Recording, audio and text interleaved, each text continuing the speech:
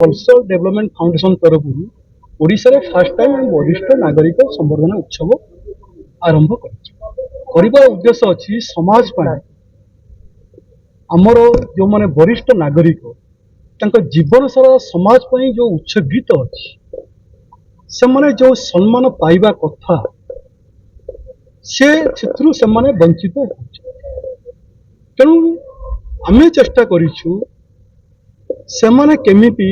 तांकर जो स्मृति को पाथेय रखिया पाई से समाज पाई जो दिग्दर्शन भाव जो कार्यक्रम करिसेंते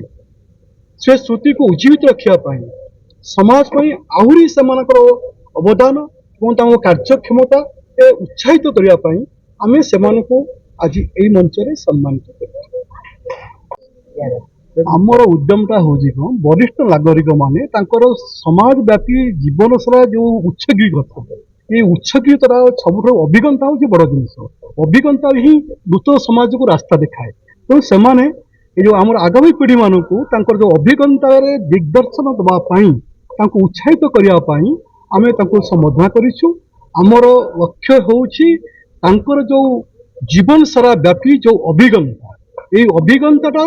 आम समाज सहित बांटिले आम समाज एक व्यापक परिवर्तन हम एवं आम एक नुआ दिशा नुआ दिग्दर्शन पाइबा तेणु यही आशा आकांक्षा रखी आम वरिष्ठ नागरिक मानक संबर्धना करूँ कल्चरल डेवलपमेंट फाउंडेशन तरफ मुझे cultural development foundation founder doctor Upendra Kumar Sharma एवं ये मोर ऑर्गेनाइजेशन खाली ओडिशा रे प्रोग्राम करूनी आम सांस्कृतिक प्रोग्राम सारा भारत वर्षर विभिन्न राज्य सहित देश बाहर आम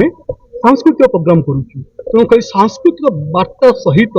समाजर ये जो जनकल्याण एवं समाज को सुसंगठित करने जो मानकर अवदान अच्छी से विभिन्न प्रोग्राम आम